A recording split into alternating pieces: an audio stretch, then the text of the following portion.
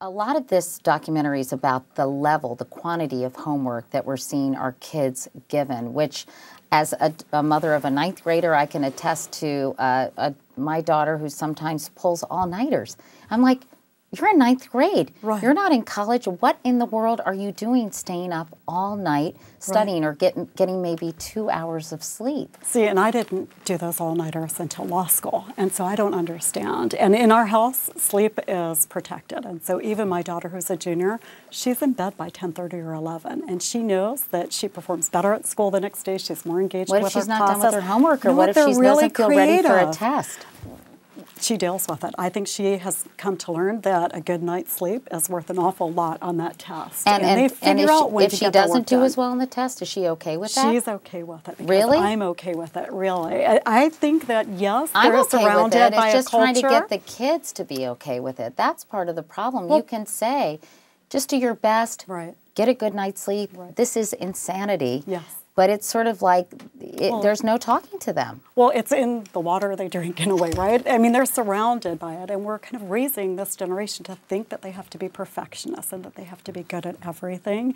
You know, I think we've sold them this big lie. In my home, my kids know that it's okay to get a B, it's okay to get a C. And we want them to make those mistakes now while they're in our homes, and we can support them if needed, rather than when they get to college and they fall apart over a B. Or beyond, where you say they become accustomed to tutors and coaches that they can't, that they have to achieve a certain level, and they can go to any lengths necessary to do that, either with a tutor or you know, staying up all night. Or taking the medication. Or cheating. Well, right. I mean, that's one of the issues I'm most concerned about also. It's not just the health issues, but the integrity issues. And a lot of kids are cheating because they do what they have to do to make good grades. Oh, right. That's right. They do what they have to do to get through the quantity also. It's not just about getting the grades, but I think when we're giving them busy work and things that lack meaning, and it's 1 o'clock in the morning, yeah, they do what they need to do to get through it. And I think, frankly, in many cases, the adults are looking the other way.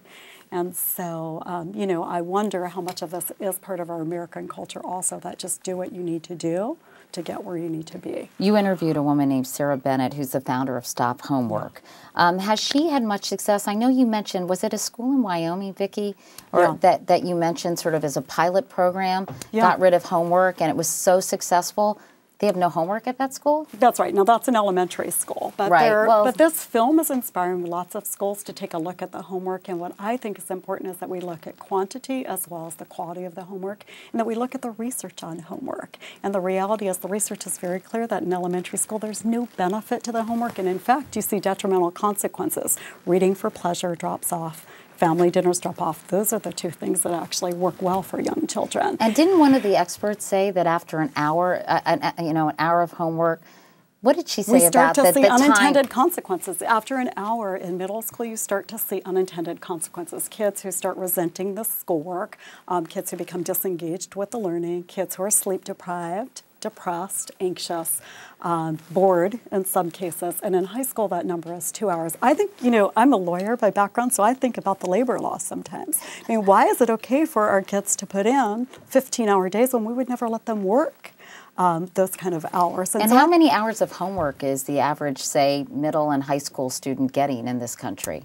Well, I think that's a hard number to get your arms around, but, you know, from the screenings that I've attended, I'm going to tell you in middle school there are lots of kids who are doing 2 to 4 hours of homework. And then in high school? On top of a 7 or 8 hour day in school. Right? Not to mention extracurricular activities. Correct, all the extracurricular activities, and it's why sleep is the first thing to go, and yet we have to be concerned about the long-term health consequences of that sleep deprivation.